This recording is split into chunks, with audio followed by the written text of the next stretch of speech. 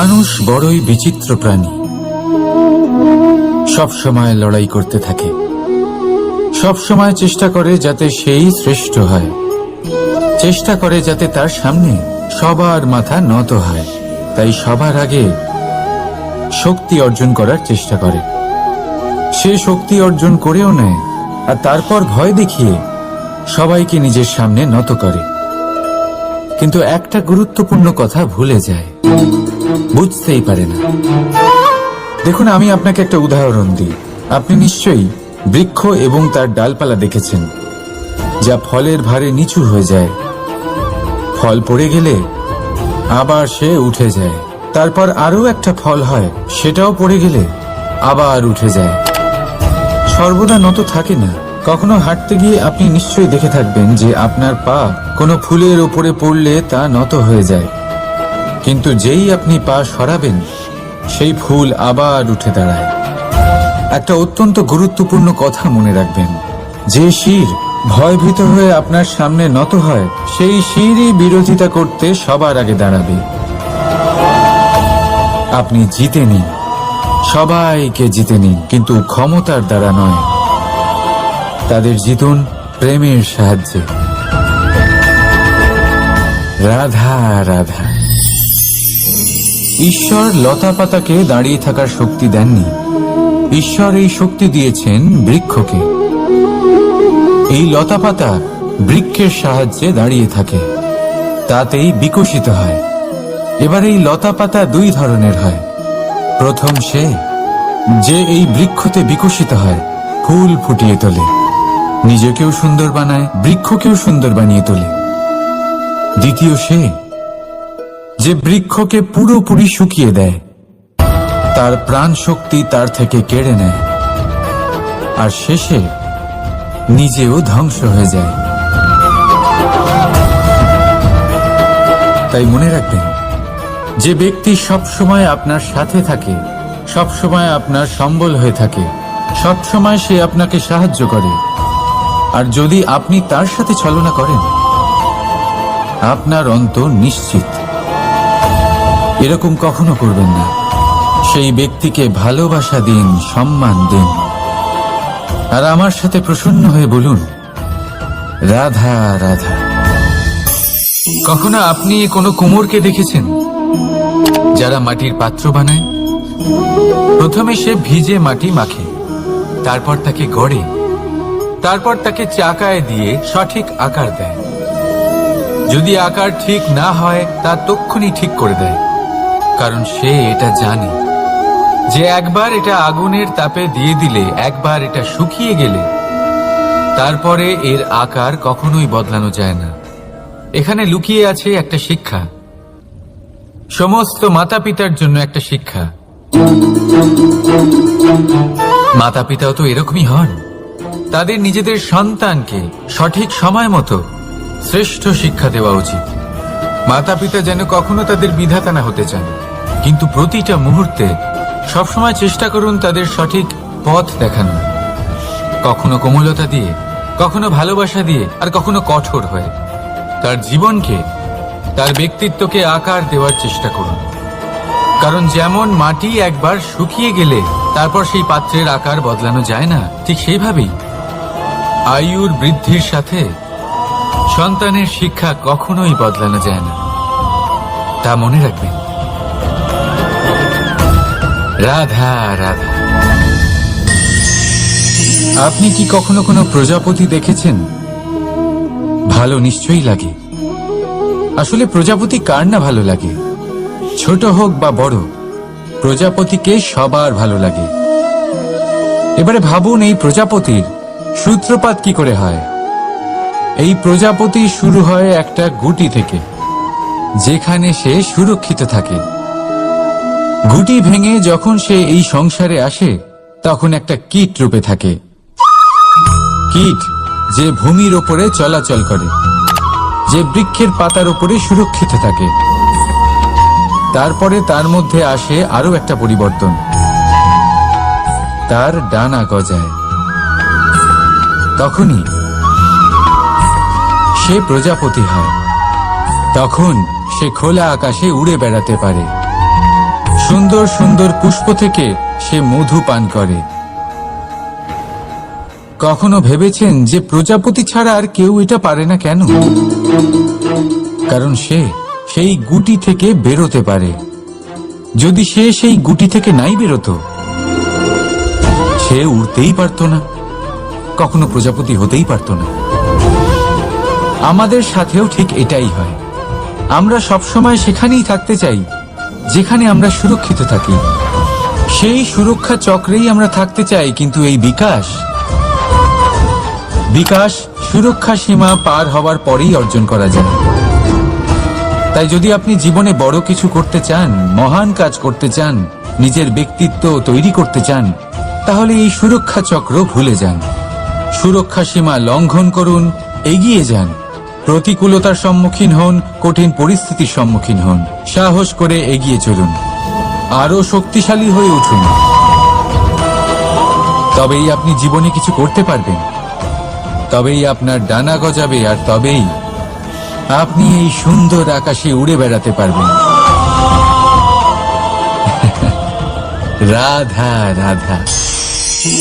আমাদের কোনো স্থানে পৌঁছতে গেলে একটা মাধ্যমের প্রয়োজন হয়। কিছু মানুষ এই মাধ্যমকে রাস্তা বলে, কেউ পথ বলে, আবার কেউ বলে সরণি।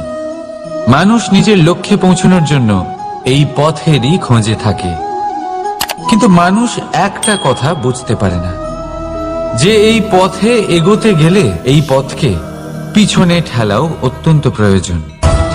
যদি এটা করার ক্ষমতা আপনার না থাকে, তাহলে আপনার পথ আপনাকে লক্ষ্যে পৌঁছতে দেবে না। দ্বিতীয় কথা, যদি নিরন্তর চেষ্টা আপনি করতে পারেন, যদি সেই ক্ষমতা আপনার মধ্যে থাকে, তাহলে আপনি যখন চাইবেন, যেখানে চাইবেন, নিজের পথ নিজেই বানাতে পারবেন। রাধা রাধা। আমাদের সব থেকে ভালো লাগে বিজয়, সব থেকে অপ্রিয় হলো পরাজয়। কিন্তু আপনাকে একটা কথা বলে দিই, হার নামক কোনো পরিণাম হয়ই না। যাই পরীক্ষা থাকুক না কেন, হয় সেটা জয়তে পরিবর্তিত হয়, নয় সেটা আমাদের কোনো শিক্ষা দিয়ে যায়। তাই কোনো কিছু নতুন শুরু করার আগে কখনো সংকোচ করবেন না। হয় জয় আপনাকে বিজয়ীর মালা পরাবে, নয়তো এই হার আপনাকে অমূল্য কিছু শিখিয়ে যাবে। রাধা রাধা। এই ছোট কাঠের ডাল দেখতে পাচ্ছেন আপনি? একটা বৃক্ষ থেকে এরম হাজার হাজার ডাল পাবেন, যা দিয়ে আপনি আগুন জ্বালাতে পারবেন, যা নিজে জ্বলে আমাদের ভোজন বানাতে সাহায্য করে থাকে, যা নিজে জ্বলে অন্ধকারে আমাদের আলোকিত করে। যদি এটাই অন্যভাবে দেখা যায়, তাহলে এমনই এক ছোট্ট ডালের টুকরো একটা ছোট্ট ফুলকিতেই নিজের সাথে হাজার হাজার বৃক্ষ জ্বালিয়ে দিতে পারে।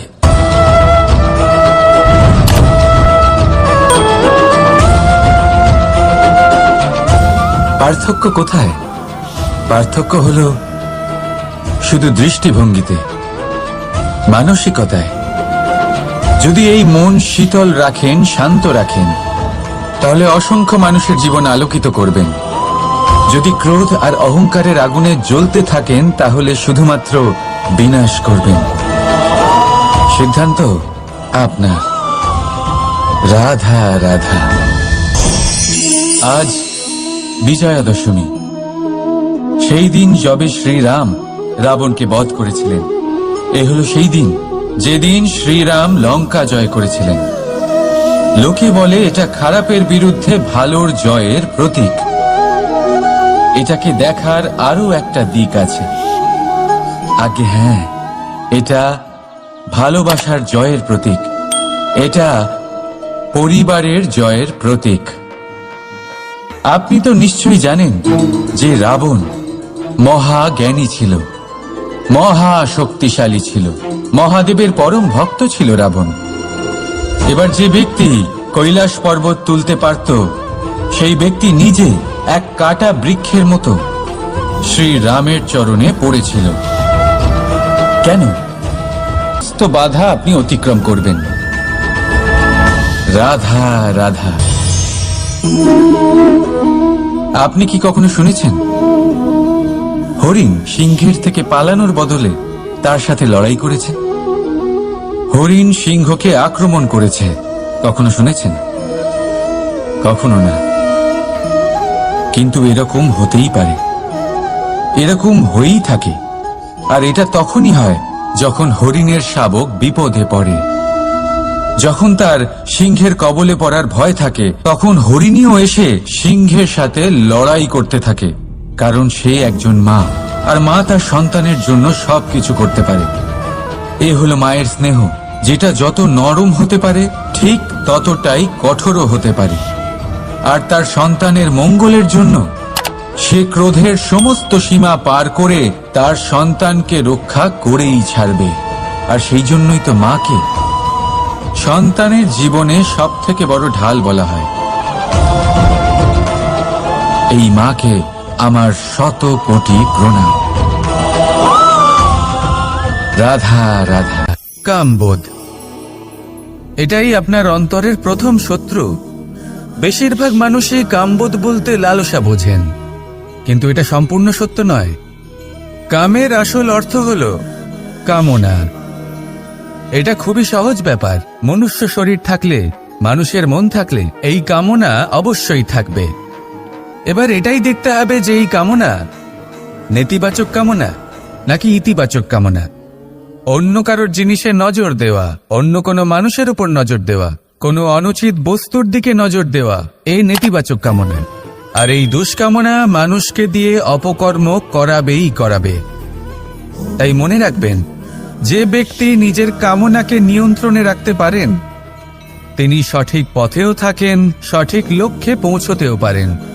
যিনি কামনা নিয়ন্ত্রণে রাখতে পারেন না তিনি তার পথও হারিয়ে ফেলেন এবং লক্ষ্যচ্যুতও হন। তাই মনে রাখবেন, নিজের কামনাগুলিকে নিয়ন্ত্রণে রাখুন। কাম নামক এই শত্রুর ওপর বিজয় লাভ করুন। আর আমার সাথে ভালোবেসে বলুন, রাধা রাধা। হাস্য, হাসি জীবনে অত্যন্ত মূল্যবান হয়। কথায় আছে যে হাসি এবং হাস্য আমাদের জীবনে ওষুধের মতো কাজ করে, আমাদের সুস্থ রাখে, আমাদের জীবনের অনুভূতিগুলিকে আরো সুন্দর করে তোলে। কিন্তু প্রত্যেক ওষুধের মতোই এর সাথেও এটাই হয়। প্রত্যেক ওষুধ সঠিক সময়ে, সঠিক মাত্রায়, সঠিকভাবে গ্রহণ করতে হয়। যদি এরকম না হয় তাহলে এই ঔষধও শরীরের ক্ষতি করে দিতে পারে। এবার আপনি ভাবতে পারেন, হাসি থেকে কিভাবে ক্ষতি হতে পারে? আপনি যদি অন্য কারোর উপরে হাসেন তাহলে হয়তো তার মনে কষ্ট হতে পারে, তার অন্তরের মিত্র হয়তো শেষ হয়ে যেতে পারে, আর অন্তরের শত্রু জেগে উঠতে পারে। কিন্তু এটাই যদি আমরা সকলকে সাথে এনে সকলের সাথে হাসি, তাহলে হয়তো আমাদের অন্তরের এই হৃদয়ের ভেতরে লুকিয়ে থাকা যে শত্রু তা শেষ হয়ে যেতে পারে, আর অন্তরের বন্ধুসত্তা প্রকাশিত হতে পারে। ঠিক কি না? এবার আপনাকে উদাহরণ দিই। যখন দ্রৌপদী দুর্যোধনকে নিয়ে হেসেছিল তখন তা মহাভারতের সৃষ্টির কারণ হয়েছিল। কিন্তু সেইখানেই যখন পার্থ আর মাধব একসাথে বসে মৃদুমন্দ হাসতেন তখন ধর্ম স্থাপন করা হয়েছিল। তা আপনি কি চান? কাউকে নিয়ে হেসে তাকে আঘাত করতে চান, নাকি সকলকে একসাথে এনে তাদের হাসিয়ে তুলে ধনাত্মক প্রভাব ফেলতে চান? সিদ্ধান্ত আপনার। আসুন আর আমার সাথে ভালোবেসে বলুন, রাধা রাধা। মাঝে মাঝে কিছু মুহূর্তের জন্য চোখ বন্ধ করে ধ্যানের বেদিতে বসে ধ্যান করতে চেষ্টা করুন, আর বোঝার চেষ্টা করুন যে আমরা সর্বপ্রথম কি দেখতে পাচ্ছি, কি অনুভব করছি। আপনি দেখতে পাবেন সবার আগে আপনার চোখের সামনে আপনার দুষ্কর্মগুলিকে, আপনার লুকিয়ে থাকা ক্রোধ, অন্তরের যন্ত্রণা, ভয়, নিরাশা, এই সব কিছুই সবার আগে দেখতে পাবেন আপনি। আর এই সবকিছুই আমাদের দুঃখের কারণ হয়ে ওঠে। এই সবকিছুর সারমর্ম কি? সারমর্ম শুধু একটাই, সেটা হলো এই যে আমাদের এই মন তা কিন্তু দুষ্কর্ম পছন্দই করে না। আমাদের এই মন একটা সুখময় জীবন যাপন করতে চায়, সৎকর্ম করতে চায়। তাই এটাই করুন, শুভ চিন্তা করুন, শুভ কর্ম করুন, ইতিবাচক মনোভাব নিয়ে জীবনে অগ্রসর হন। তারপর চোখ বন্ধ করে অন্তরে দেখতে থাকুন। দুঃখের আভাসই পাবেন না। এই মন প্রসন্নতা এবং প্রেমের দ্বারা পূর্ণ হবে এবং বারবার বলে উঠবে, রাধা রাধা। ছোটবেলা থেকেই আমি গরু চড়িয়ে অভ্যস্ত, সেই জন্য সকলে আমাকে গোপাল নামে ডাকত। কিন্তু গোপাল হয়ে আমি একটা অমূল্য শিক্ষা লাভ করেছি। আমি দেখেছি যে গৌশালাতে অনেক বাছুরের মধ্যে একটি গাই তার নিজের বাছুরকে অবশ্যই চিনে ফেলে। যেখানে সমস্ত বাছুর একই রকম দেখতে এবং প্রত্যেকের স্বরও সমান, তারপরেও সকল বাছুরের মধ্যে নিজের বাছুরকে ঠিক চিনতে পেরে যায় এবং তার সাথেই থাকে। ঠিক এইরকমই কিছুটা হয় আমাদের কর্ম এবং তার কর্মফল। আপনি সবার মাঝে থেকেও কোনো কর্ম যদি করেন, সেই কর্মফল সবার মধ্যে আপনাকে চিনে ফেলবে এবং আপনার সাথেই থাকবে। তাই যখনই কর্ম করবেন ভেবে চিন্তে করবেন। কোনো কর্ম করার আগে একবার ভেবে দেখুন, তাহলে জীবনে বারংবার অনুতপ্ত হতে হবে না। কারণ বিষয়টা কিছুটা এরকম যে এই সংসারে আপনি কাল, কর্মফল এবং সময়, এই তিনের হাত থেকে কখনো লুকোতে পারবেন না, কখনো পালাতেও পারবেন না। আসুন আমার সাথে ভালোবেসে বলুন, রাধা রাধা। আভূষণ। কার না ভালো লাগে এই আভূষণ? আমরা পরিশ্রম করি, ধন অর্জন করি আর আভূষণ কিনে থাকি, কখনো নিজের জন্য, কখনো বা তাদের জন্য যাকে আমরা ভালোবাসি, বা তাদের জন্য যাকে আমরা সম্মান করি। হয়তো সেই জন্যই সীতা চূড়ামণি ধারণ করেছিলেন এবং আমি সামন্তকমণি। কিন্তু এটাই কি সেই প্রকৃত আভূষণ যা আপনার মূল্য বৃদ্ধি করে? না। শ্রীরামের আভূষণ হল ওনার নম্র ভদ্র ব্যবহার। মাতা সীতার আভূষণ হল ওনার সততা, ওনার নিষ্ঠা, ওনার ত্যাগ। অর্জুনের আভূষণ ছিল ওনার একাগ্রতা। রাধার আভূষণ ওনার প্রেম। এই আভূষণ কোথাও নেই, আপনার মনে আছে। যদি আপনার মনে মিষ্টতা থাকে, তা শান্ত হয়, তাতে সততা থাকে, নিষ্ঠা থাকে এবং প্রেম থাকে, তাহলে আপনার অন্য আর কোনো আভূষণের কোনো প্রয়োজন নেই। আপনি যতই ভিড়ের মাঝে থাকুন, আপনার ঔজ্জ্বল্য চোখে পড়বে। আসুন আর আমার সাথে ভালোবেসে বলুন, রাধা রাধা। সুখ এবং দুঃখ, এই দুই হলো আমাদের জীবনের অবশ্যম্ভাবী এবং গুরুত্বপূর্ণ অঙ্গ। আমাদের সকলের জীবনে কখনো সুখও আসে, আবার কখনো দুঃখও আসে। আমরা সবসময় ভাবি আমরা কিভাবে সুখ লাভ করব, কিভাবে আমরা দুঃখ থেকে দূরে থাকতে পারি। আর এই জীবনে যা কিছুই ঘটুক না কেন, সেই সব কিছু আমরা সুখ এবং দুঃখের মাপদণ্ডে মেপে থাকি। এবার এখানে একটা ছোট্ট বিষয় আছে। এটা ভেবে দেখতে হবে যে কে আসলে সুখী ব্যক্তি। সুখী ব্যক্তি হলেন তিনি যিনি নিজের জীবনে নিজের কর্মের বিশ্লেষণ করে থাকেন, সেই বুঝে পদক্ষেপ নেন। উনি কি করতে চলেছেন সেটা উনি জানেন। আর যদি ওনার কোনো দোষ থাকে বা ভুল থাকে, তাহলে সেগুলো শুধরে নিয়ে এগিয়ে চলেন। সেই জন্য উনি সুখী হন। অন্যদিকে যে ব্যক্তি দুঃখী, তিনি কি করেন? তিনি নিজের উপর নয়, অন্যের উপর নিজের নজর রাখেন যে তিনি কি করছেন, কিভাবে কর্ম করছেন।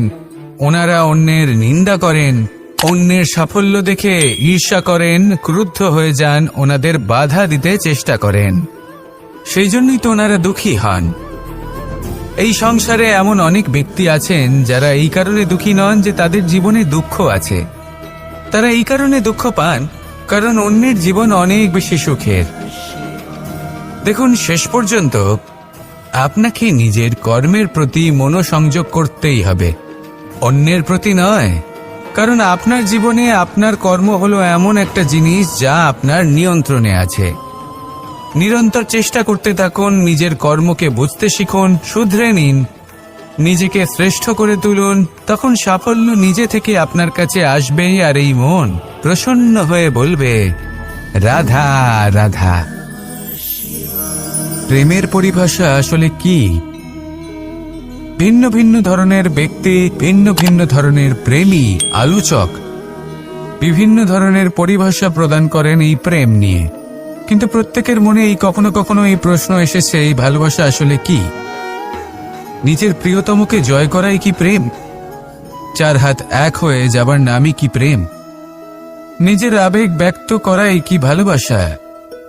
না, প্রেমের অর্থ কাউকে লাভ করা নয়, বরং তার মাঝে বিলীন হয়ে যাওয়া।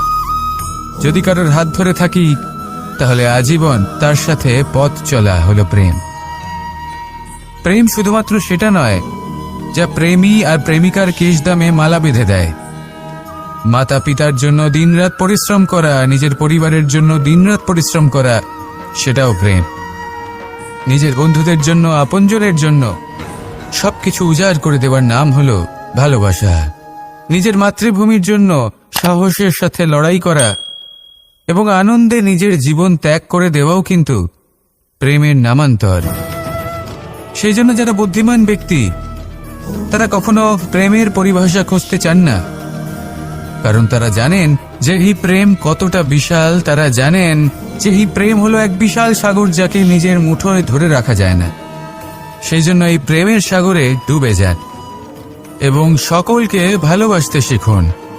যদি সবাইকে ভালোবাসতে পারেন, তাহলে তাদেরও কল্যাণ হবে যারা আপনাকে ভালোবাসে, তাদেরও কল্যাণ হবে যাদেরকে আপনি ভালোবাসেন, আর আপনারও কল্যাণ হবে। আর তখন এই মন ভালোবেসে বলবে, রাধা রাধা।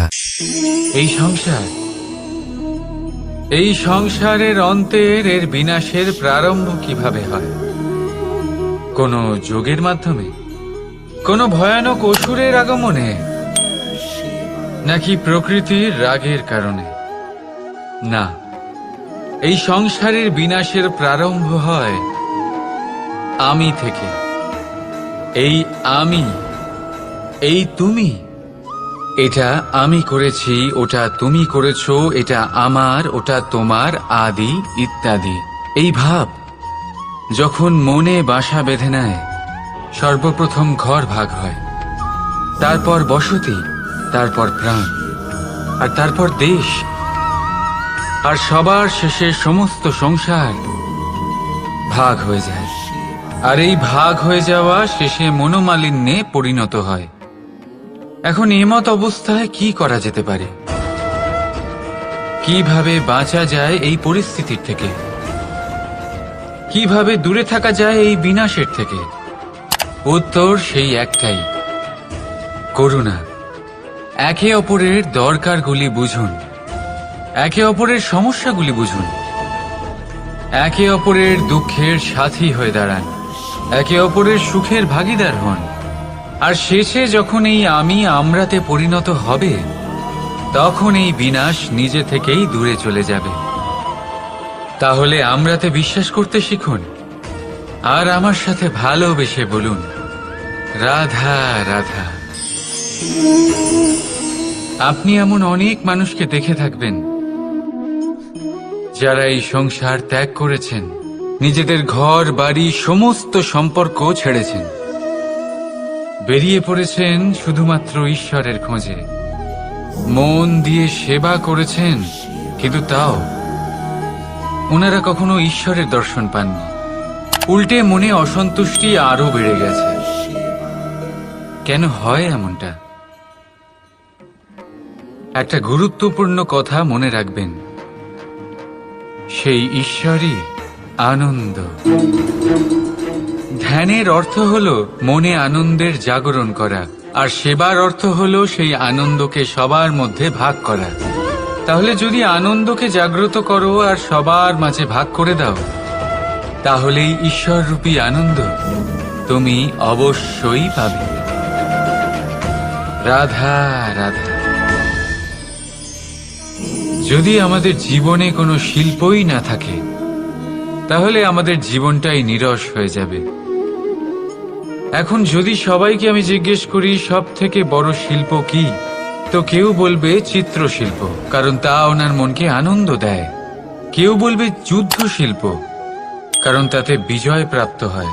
কেউ বলবে ভবন নির্মাণ শিল্প, কারণ তাতে ছাদ পাওয়া যায়। কেউ বলবে সঙ্গীত শিল্প, কেউ বলবে নৃত্য শিল্প, কেউ বলবে অভিনয় শিল্প আদি ইত্যাদি। কিন্তু এই কথা নিয়ে বিবাদ করা অনুচিত, হতেই পারে না, কারণ প্রত্যেক ব্যক্তির নিজস্ব চিন্তাধারা এবং নিজস্ব দৃষ্টিভঙ্গি থাকে।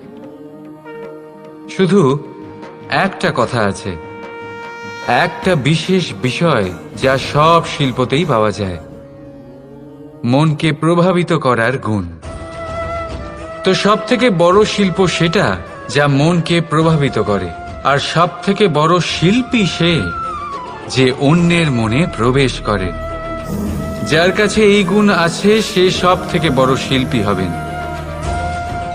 যদি এই সংসার রঙ্গমঞ্চ হয়, তাহলে আমরা এই রঙ্গমঞ্চের শিল্পী। আর এখানেও সব থেকে বড় শিল্পী সেই হবে যে অন্যের মনে প্রবেশ করে সেখানে ঘর বাঁধতে পারে।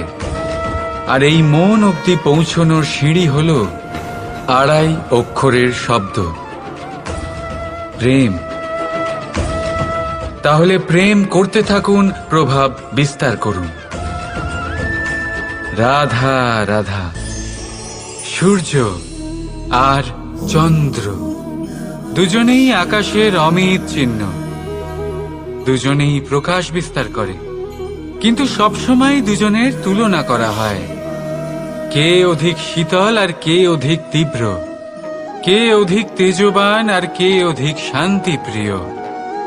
এবার এই তুলনা করা কি উচিত কাজ? কখনোই না, কারণ এই দুজনেই যতই প্রকাশপুঞ্জ হোক, কিন্তু এই দুজনেই ভিন্ন। দুজনেরই নিজের নিজের মাহাত্ম্য আছে, আর দুজনেরই নিজস্ব সময় আছে আলোকিত হওয়ার। তাই এদের তুলনা করা অনুচিত। ঠিক সেইভাবেই আমাদের জীবনেও তুলনা করা অনুচিত হবে। নিজের তুলনা অন্য কারোর সাথে কখনো করবেন না, আর যদি অন্য কেউ আপনার তুলনা অন্য কারোর সাথে করে তাতে মন দেবেন না, কারণ এই তুলনা থেকে নিজেকে হীন ভেবে নেওয়া আপনার জন্য ক্ষতিকর। এটা আপনার জন্য লাভজনক নয়। শুধু চেষ্টা করতে থাকুন, নিজেকে বিস্তার করতে থাকুন, আর অপেক্ষা করুন সঠিক সময়ে, কারণ সঠিক সময় আসলে আপনি নিজের গুণ, নিজের দক্ষতা অবশ্যই দেখাতে পারবেন। রাধা রাধা। জীবনে সবাই মহান হতে চায়, সবাই বড় হতে চায়, কিন্তু বড় হয় কিভাবে?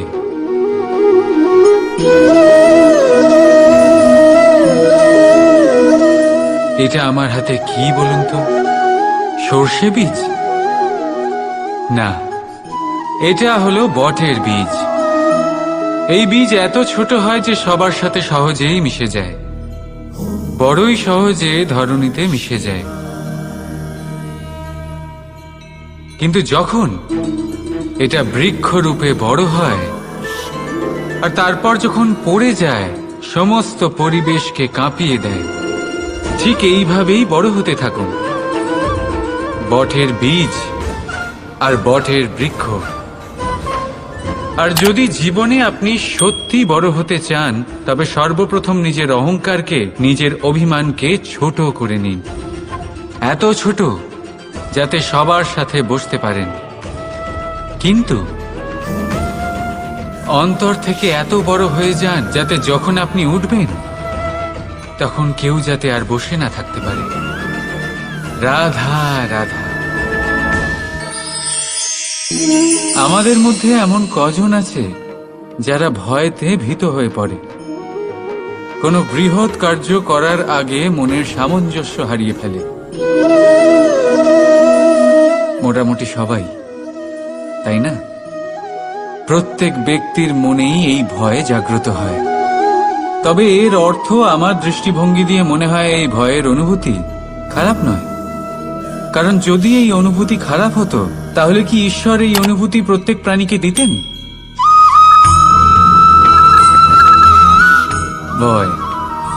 ভয়ের এই অনুভূতি আমাদের জন্য ভালো, অত্যন্ত আবশ্যক।